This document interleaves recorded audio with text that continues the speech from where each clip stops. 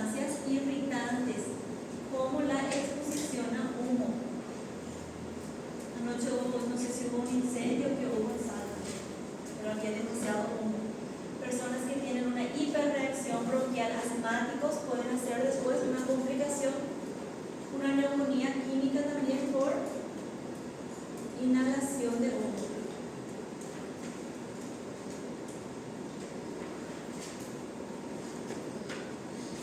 Esas son las causas.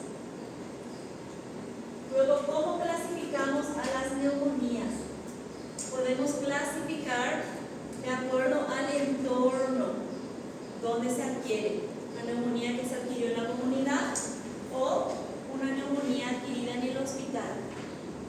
Son agentes diferentes, pronóstico diferente.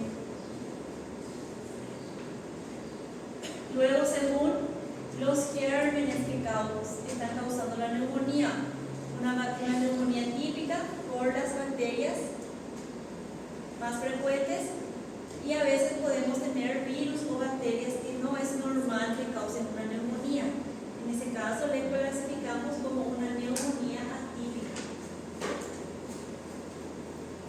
Y después, de acuerdo a la distribución, para esto ya necesitamos una imagen, una radiografía de tórax o una tomografía de tórax, para poder ver la distribución, qué patrón tiene esa neumonía. Está afectando todo un lóbulo, un segmento, que es lo más común de las neumonías bacterianas típicas, o es una bronconeumonía, tiene una distribución más dispersa, no es uniforme, que es más común de las neumonías atípicas o las neumonías virales. Entonces clasificamos por la forma en que se adquiere. ¿Dónde se adquirió? ¿En la casa? ¿En el trabajo? ¿O en el hospital? Según el agente que está causando, es un agente. ¿Cómo aislamos? A través de un cultivo del esputo, de la expectoración. Crece un germen típico, es una neumonía bacteriana típica. Puede ser, por ejemplo, una neumonía adquirida en la comunidad de presentación típica, que es una neumonía lobar. Eso es lo habitual. O puede ser una neumonía intrahospitalaria por gérmenes atípicos y el paciente tiene una bronconeumonía. El paciente puede adquirir en la comunidad también una neumonía, pero tiene una presentación atípica porque fue un germen atípico. El germen atípico se puede adquirir en el hospital y también se puede adquirir en la comunidad. El germen no determina si es hospitalario o no. Lo que va a determinar si la neumonía es hospitalaria o no es dónde se adquirió. El paciente estuvo hospitalizado o el paciente está hospitalizado. Es una intrahospitalaria.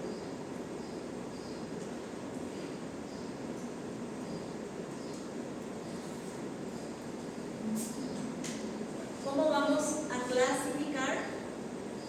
¿Cómo vamos a diferenciar una neumonía típica de una atípica? Cuando el paciente tiene una neumonía típica, esperamos el cuadro clínico característico. Tos, fiebre, expectoración amarillenta, el esputo es bien purulento y esperamos obtener una consolidación lobar. Esto es lo más característico. El paciente viene de la calle, de la casa, tiene fiebre, tos y el catarro, la expectoración del paciente es amarillo o verde. Le hacemos una radiografía y tenemos todo aquí el lóbulo medio, está ocupado, está condensado. Y esto es una neumonía lobar típica. En cambio, cuando tenemos gérmenes atípicos, el paciente tiene otros síntomas más inespecíficos. Puede tener mucha tos húmeda pero sin fiebre. Puede tener catarro, el esputo, pero no es amarillo, no es verde, es blanquecino. O puede ser marrón, o puede ser de color bordó con un poco de sangre. Y no tenemos consolidación. Si el paciente tiene muchos síntomas de una neumonía, pero no hay consolidación, es una neumonía de la presentación atípica.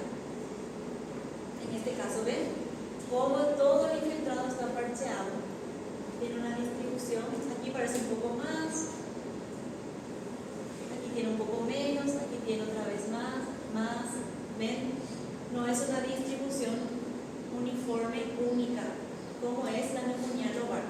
Esto es una bronconeumonía. La afectación empieza ya desde los bronquios y tiene una repercusión en todo el parénquima pulmonar. Parece sobrecarga, pero la sobrecarga es más uniforme otra vez. No tiene estos cambios de densidades que podemos ver en esta radiografía. Presentación típica, presentación atípica. No vamos a esperar los mismos síntomas en este paciente y estamos obligados a aislar el germen porque no es un germen común.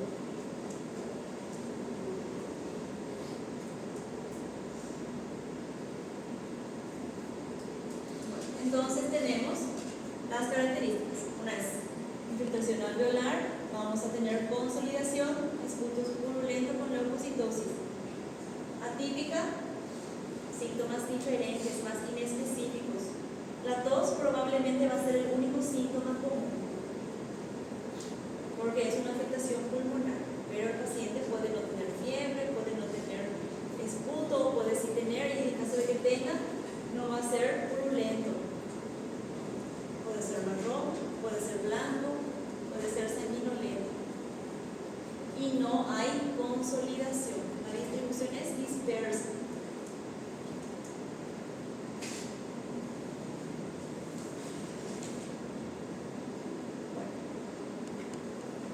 La clasificación principal de la neumonía es esta: la adquirida en la comunidad y la intrahospitalaria, la adquirida en el hospital. Antes se llamaba neumonía nosocomial, hoy en día se llama neumonía intrahospitalaria, cambió la denominación.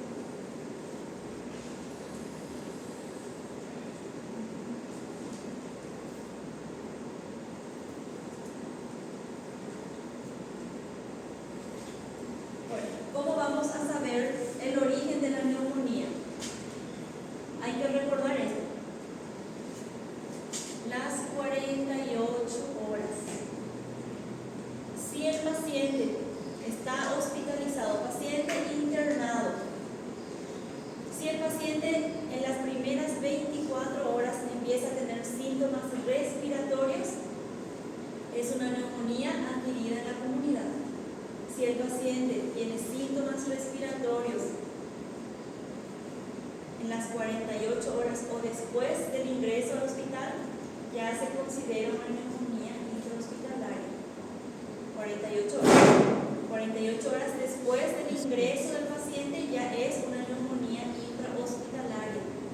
No importa que venga el hermano, el papá, el hijo, decir que todos están con cuadro respiratorio. Si el síntoma comienza 48 horas después del ingreso al hospital, ya se le denomina como una neumonía intrahospitalaria. El paciente estuvo internado, fue dado de alta. Después del alta, el paciente viene 2 meses después con cuadro respiratorio, es una neumonía adquirida en la comunidad. Si el paciente viene 10 días después de una alta médica con un cuadro respiratorio, es una neumonía intrahospitalaria. Entonces, neumonía intrahospitalaria es 48 horas después del ingreso al hospital y hasta 2 semanas después del alta médica. Todo lo demás es adquirido en la comunidad. El paciente que ha estado de alta hasta 2 semanas después, 14 o 15 días, es una neumonía intrahospitalaria. Todo lo demás es una neumonía adquirida en la comunidad. El paciente viene a consultar 17 días después de que fue dado de alta, es una neumonía adquirida en la comunidad. Ya pasamos el periodo para considerar que es una neumonía intrahospitalaria. 48 horas después del ingreso a un hospital, 2 semanas después del alta, 14 días. Todo lo demás es una neumonía adquirida en la comunidad.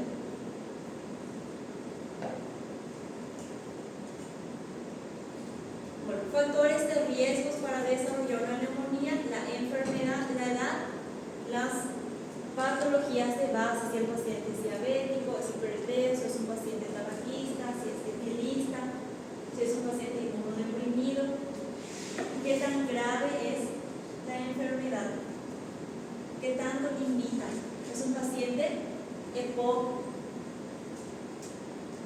con requerimiento de aerosoles a horario para mantener compensada la enfermedad. Es un factor de riesgo que va a empeorar el pronóstico del paciente si llega a tener una neumonía. La exploración física, signos vitales, tenemos que ver si el paciente está con fiebre, si está con taquicardia, si tiene dificultad respiratoria, si necesita de oxígeno. Y las pruebas de laboratorio, qué tan alterado está el laboratorio de un paciente. El día de ayer en consultorio yo atendí a una mujer joven, 27 años. Le hicieron el diagnóstico de una neumonía adquirida en la comunidad y le dieron tratamiento ambulatorio endovenoso. La paciente iba una vez al día al hospital para que la administren el fármaco y volvía a la casa. La paciente inició el cuadro con 13.000 de glóbulos blancos, fiebre, dolor de espalda. ¿Qué pasó después? Le vuelven a repetir el laboratorio, 18.000 de glóbulos blancos.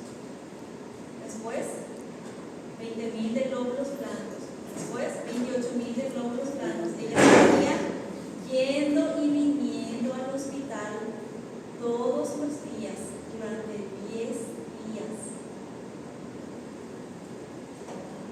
Sin mejoría del cuadro. Llegó ayer al consultorio porque ella vino de Uruguay con 35.000 de glóbulos blancos. Nunca se resolvió. ¿Qué pasó? La exposición prolongada en un ambiente hospitalario también se puede considerar una neumonía hospitalaria. Probablemente ella tenía una neumonía adquirida en la comunidad y también adquirió algo hospitalario, porque ella no iba y recibía la medicación, ella iba al hospital, estaba aguardando ahí en urgencias a que alguien tenga tiempo de colocarle la medicación, luego tiene que ir la medicación, tiene que ser reevaluada. Ella pasaba varias horas al día en el hospital durante 10 días y nunca hubo una mejoría. O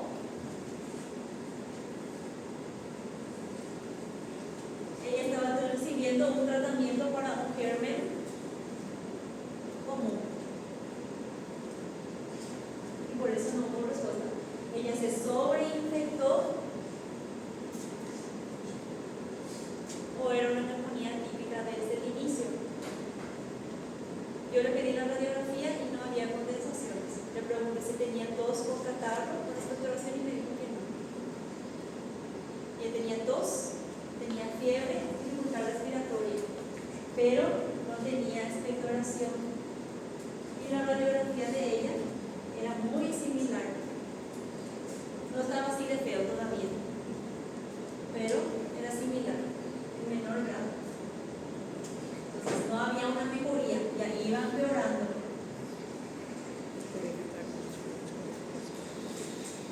Y pudieron pasar dos cosas: era un germen atípico desde el principio o se sobreinfectó con algo hospitalario por la exposición prolongada.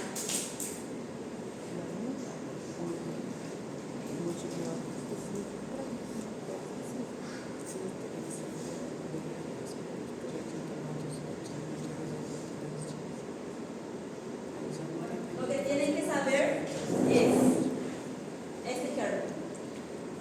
Causa más frecuente de neumonía que hay en la comunidad es el estreptococcus pneumoniae. Todo lo que deben saber. Siempre buscamos cubrir ese germen. Si no se cubre, si con el tratamiento habitual el paciente no mejora, quiere decir que no era ese germen. Y ya tenemos que investigar a profundidad los hábitos del paciente, dónde trabaja, a qué se dedica, a qué está expuesto, tuvo contacto con otras personas, alguien con un cuadro similar, porque ya no es un germen típico. Ya tenemos que pensar en gérmenes atípicos, que son muchos, pero siempre buscamos cubrir el estreptococcus pneumoniae. El tratamiento siempre va dirigido a eso.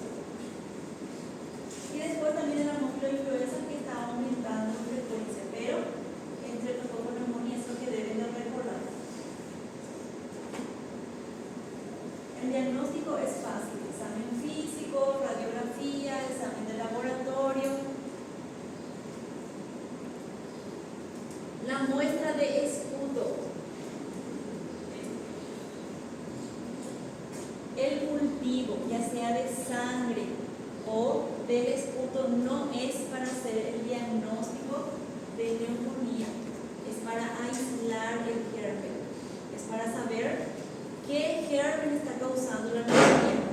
Para saber que un paciente tiene una neumonía, yo necesito examen físico, estudios de laboratorio y una radiografía de gotas. Con eso yo ya sé que es una neumonía. Yo tengo esta imagen,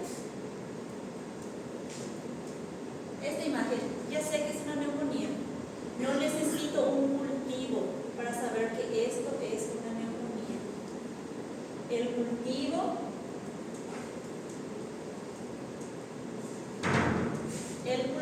es para saber qué germen está causando la neumonía. Entonces no se confunda. Forma parte del diagnóstico para completar todo, saber a qué germen es la neumonía. Pero para el diagnóstico de una neumonía necesito solo tres cosas: examen físico, estudios de laboratorio, estudios de imagen, radiografía o tomografía. Los cultivos son para aislar al germen. Tratamiento siempre es antibiótico. ¿Qué germen buscamos cubrir primeramente? Estreptococcus pneumoniae. Siempre va dirigido a ese tratamiento. Si en 48 horas no hay mejoría, ya podemos pensar en otros gérmenes y ampliar más el tratamiento. Siempre le damos amoxicilina como primera línea al paciente ambulatorio.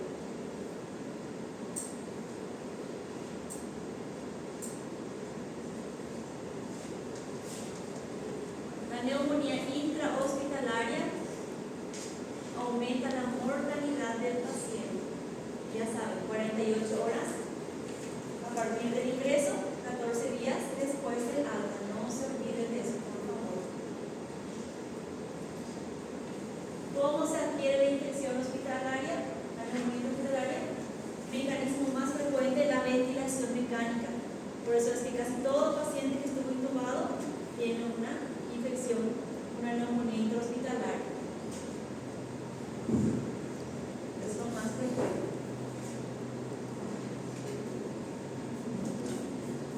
Causa más frecuente de neumonía intrahospitalaria es la pseudomonas.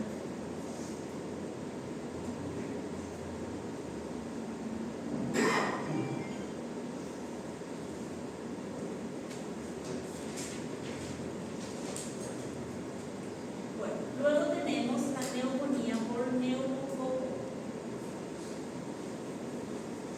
que es una neumonía bien característica porque el paciente empieza a tener tos, y la tos puede ser bien marrón por sangre que se empieza a digerir. Le digo, la expectoración no puede haber expectoración con sangre, y tiene tres etapas que sí quiero que sepan. La etapa del edema, cuando el paciente empieza a tener mucha congestión pulmonar. La hepatización roja, donde ya hay derrame capilar. En esta etapa el paciente puede tener tos con sangre. La tos con sangre no es solamente de la tuberculosis, también podemos ver la neumonía por neumococo. Luego tenemos, esto es la hepatización roja, y el pulmón adquiere esa superficie, parece el hígado, todo rojo, todo congestivo, con muchos microinfartos, y empieza a haber sangrado en los alveolos. Luego tenemos la hepatización gris, cuando todo empieza a disminuir, la inflamación disminuye, la congestión disminuye y el pulmón queda como con una cicatriz y queda más sólido, pierde esa elasticidad. Y luego tenemos la etapa de la resolución. Si se trató la enfermedad, el pulmón se regenera, se recupera y se recupera la capacidad pulmonar también. Pero la neumonía por neumococo, si no se trata, es mortal. Es una progresión rápida. Adultos mayores ya saben, no siempre es lo mismo.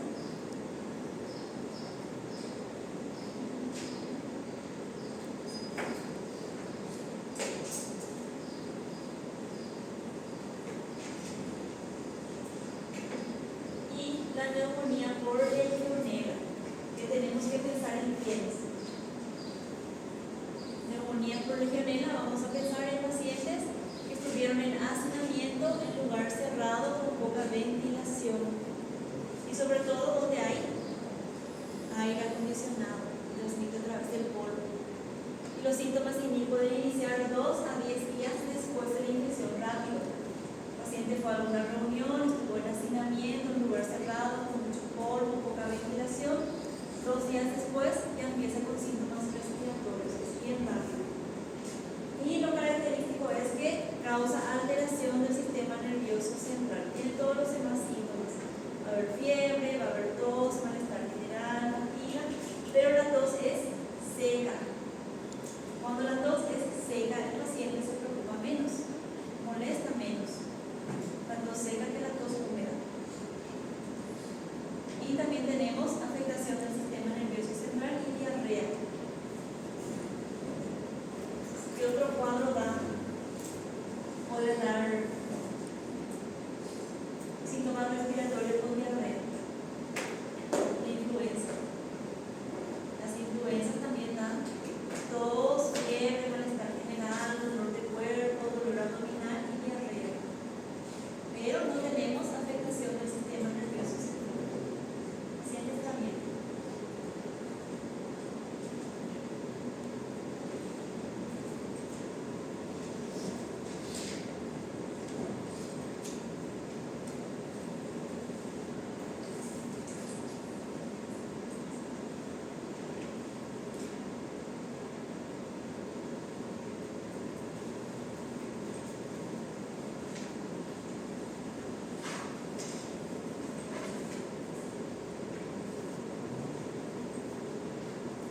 Luego tenemos a las alteraciones de la pleura. La pleura es la capa que reviste el pulmón. Tenemos una pleura parietal. Tenemos una pleura parietal y una pleura visceral. Una adherida al cabello costal y la otra adherida al pulmón. Entonces tenemos afectaciones de este espacio. Aquí tiene que haber un espacio con una escasa cantidad de líquido. Cuando tenemos afectación de ese espacio, estamos hablando de afectaciones de la pleura. Tenemos la primera afectación y más frecuente, que es el derrame pleural. La acumulación de líquido. Ven, aquí está la pleura visceral y la pleura parietal. Y hay líquido.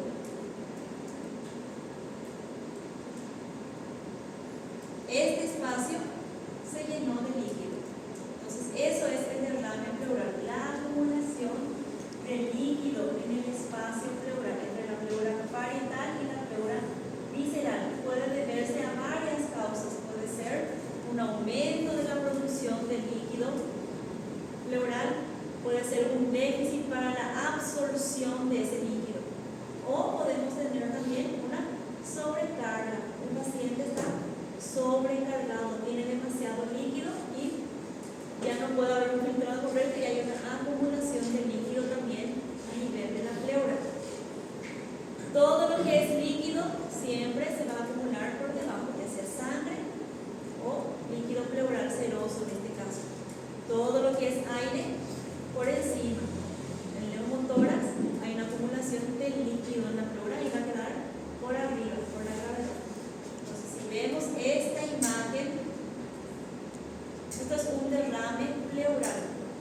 No sabemos qué es. Sabemos que es líquido en el espacio pleural. Puede ser líquido seroso, puede ser sangre, puede ser pus.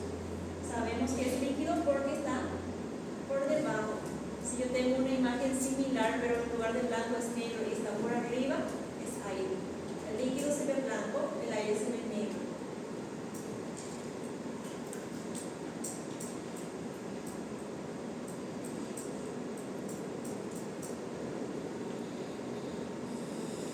Eso sí tienen que saber. Cada líquido, según el contenido, tiene un nombre. En el hidrotórax tenemos el transudado, cuando es el líquido seroso, que es lo más frecuente. ¿Dónde tenemos transudado? Pacientes con insuficiencia cardíaca. que tienen un derrame pleural que suele ser bilateral de ambos lados. Realizamos una punción, una toracocentesis y el líquido es transparente o un poco amarillo claro. Eso es un transudado.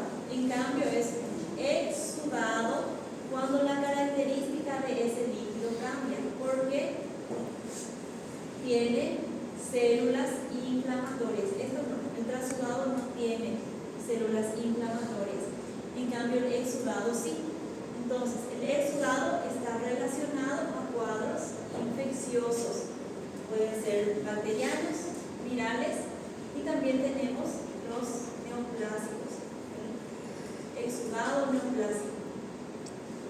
Esto ya va a ser una coloración, ya no va a ser transparente, ya va a ser un líquido más turbio. Hablamos de empiema. El empiema es cuando tenemos pus. Esa secreción ya es purulenta, ya no tiene solo células inflamatorias, ya tenemos leucocitos, grandes cantidades de proteína y glucosa. Porque los neutrófilos están atacando algo ahí, se están consumiendo. Entonces tenemos mucha celularidad. Y esto ya cambia de color, ya es bien amarillo, así como el color del slide, puede ser verde, verdoso. Es común en las neumonías bacterianas. La neumonía complicada con derrame pleural. El paciente puede tener una condensación, como vimos en la imagen anterior, y por debajo un derrame en el espacio pleural. Realizamos una punción y es un empiema, es secreción purulenta. Y luego tenemos el quilotórax, líquido lechoso del sistema linfático, frecuente en traumatismos, inflamación o una obstrucción del conducto torácico. El quilotórax es lechoso, es como la leche, es igual. Entonces, si realizo una punción y el líquido es transparente o un amarillo claro transparente, es un transudado. Si al realizar la punción el líquido es turbio, es más oscuro, es un exudado. Si tiene este color, lo que yo logro aspirar o es verdoso, es un empiema, es secreción purulenta. Y si es bien blanco,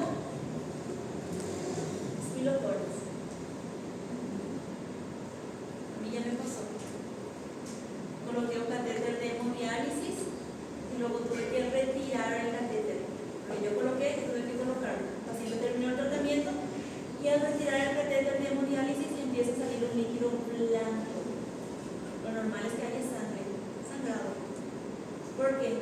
Cuando yo coloqué el catéter, hice un traumatismo del conducto torácico y hubo una comunicación del espacio pleural con la piel, una fístula. Salió líquido blanco, bien blanco. Yo nunca en mi vida había visto y me asusté.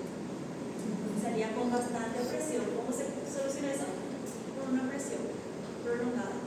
Tuve que quedar 40 minutos presionando el cuello del paciente. Pero el quilotórax es así, blanco. Así que si alguna vez realizan una punción, el líquido es blanco, ya saben a qué le atinaron, a qué le dieron. O puede ser que esto está obstruido y todo ese líquido no está circulando y se está acumulando en el espacio pleural. Es por trauma, lo más frecuente es por traumatismos. Tal vez tengan la suerte de ver alguna vez un politraumatizado que necesite un tubo de drenaje pleural y el líquido que sale es bien blanco. O es como un rosa bien claro, porque es una mezcla de sangre con quilotórax. Las definiciones sí tienen que saber, ya sea para el parcial o para el examen final. Bueno, aquí es importante que estos dos, que son los más frecuentes, hay que saber cuándo es un transudado, cuándo es un exudado. En el exudado tengo que colocar tubo de drenaje pleural. En el transudado no. Esto va a mejorar con reposición de albúmina o con diuréticos o con tratamiento farmacológico. Pero los exudados, si es muy abundante el derrame, si es muy extenso, necesita un tubo de drenaje pleural para disolverse. ¿Cómo sabemos cuál es cuál? Vamos a hacer los criterios de Light para saber si es un exudado o si es un transudado.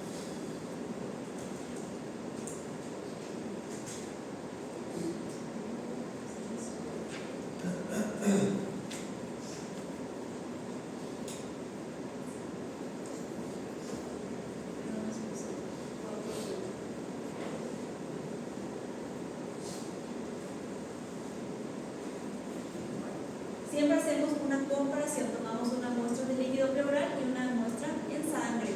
¿Qué es lo que medimos? Vamos a medir la proteína sérica y el LDH. Si yo tengo más proteína en el líquido pleural que en la sangre, es un exudado. O si tengo más LDH en la muestra que en la sangre, es un exudado. Entonces lo que van a aprender aquí es que el exudado tiene una relación proteica, pleura y sangre mayor a 0.5. O sea que si yo tengo 0.6, 0.7 es un exudado. Si yo tengo 0.4 es un transudado. Y no necesito colocar un tubo de drenaje pleural. ¿Entienden? Este valor es lo que tienen que saber. Exudado, proteínas mayor a 0.5, LDH mayor a 0.6. Transudado, menor.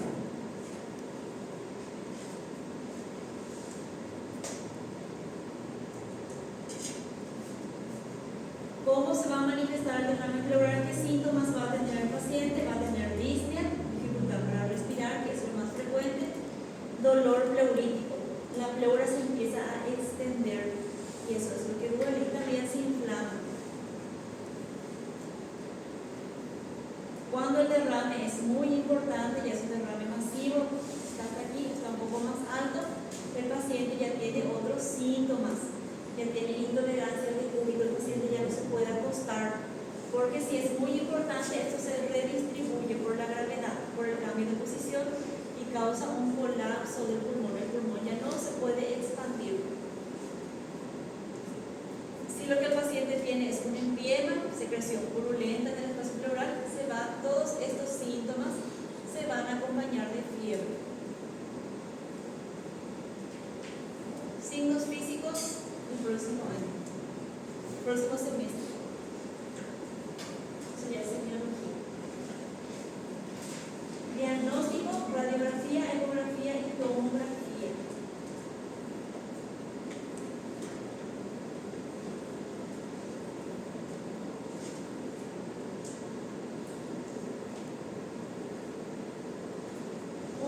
Es pequeño cuando tiene menos de 250 ml. Esto se cuantifica por la ecografía, por un ultrasonido pleural.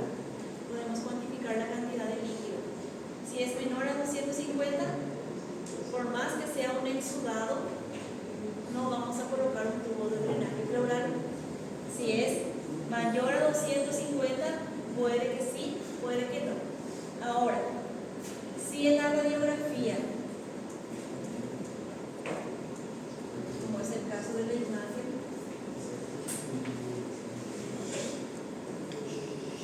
ya es la mitad o más de la mitad, ya hablamos de un derrame masivo.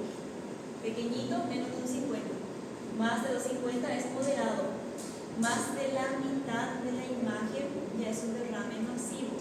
Y ahí sí, si es un exudado, ya tiene indicación de colocación de tubo de drenaje pleural.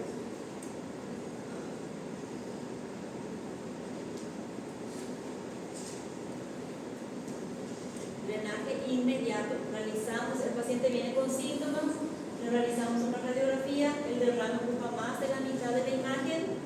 En ese momento tenemos que hacer una toracocentesis evacuadora, hay que sacar ese líquido para tener una mejoría del paciente.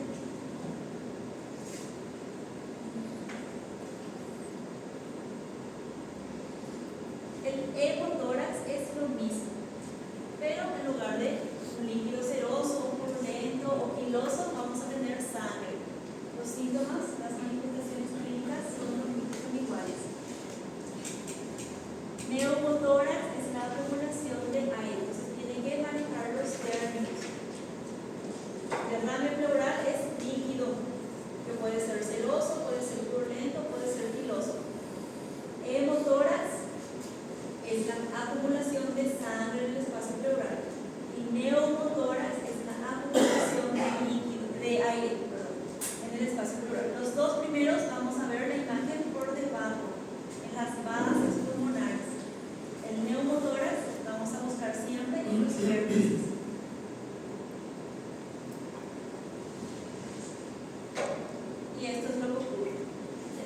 una acumulación de aire en el espacio pleural. Y en esta imagen es leve, apenas se logra diferenciar. Esto sí ya es más importante. Esta imagen podría ser así. ¿Ven? Aquí está el pulmón. Todo lo que se ve más oscuro es el aire que está comprimiendo al pulmón. Eso ya es un neumotórax grado 3.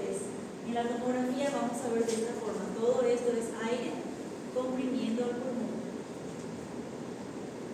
¿Cómo se soluciona el neumotórax? También tubo de drenaje pleural.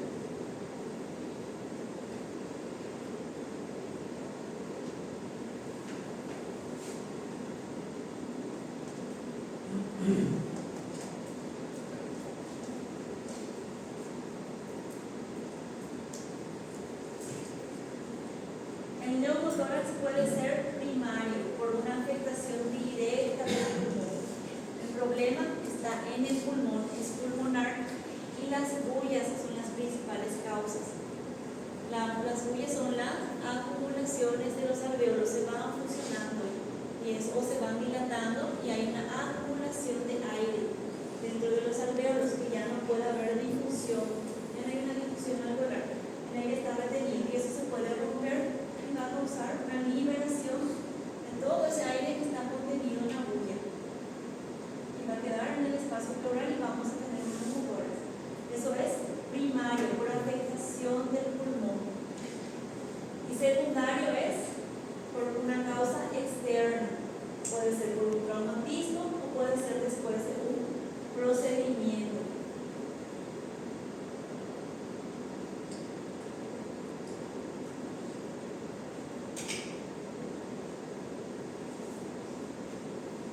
El neumotórax, atención, es una emergencia médica.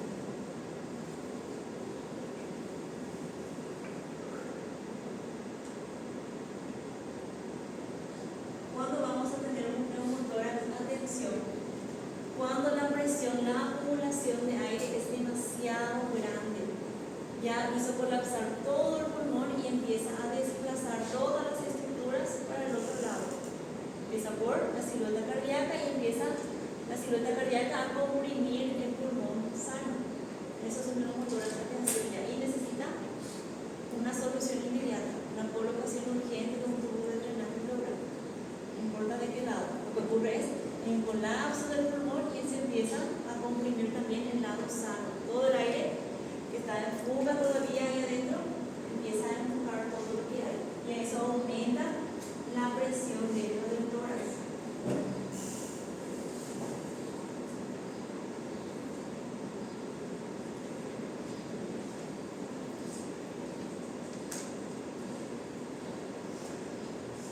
¿Cómo sabemos que el paciente tiene un neumotórax? El paciente va a tener dolor del lado donde está el neumotórax.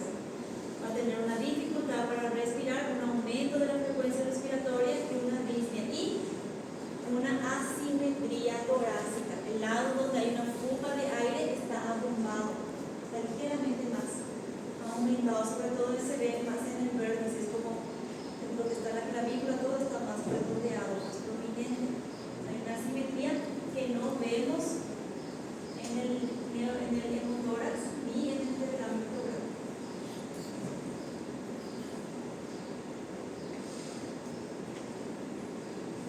¿Qué es lo que tenemos en el neumotórax? Hay una desviación de la tráquea por todo el aire que ya empieza a desplazar.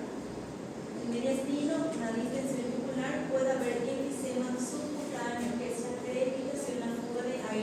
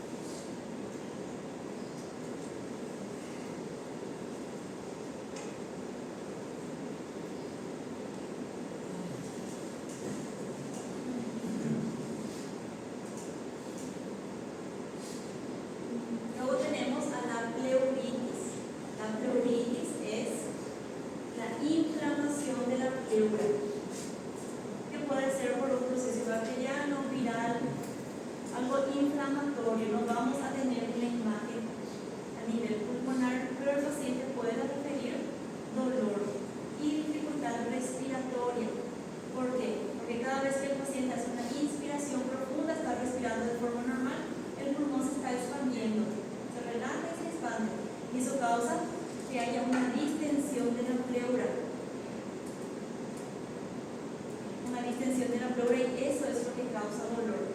Entonces el paciente evita respirar con normalidad para no sentir dolor y tener una respiración bien superficial y rápida. Y tiene una buena respuesta a los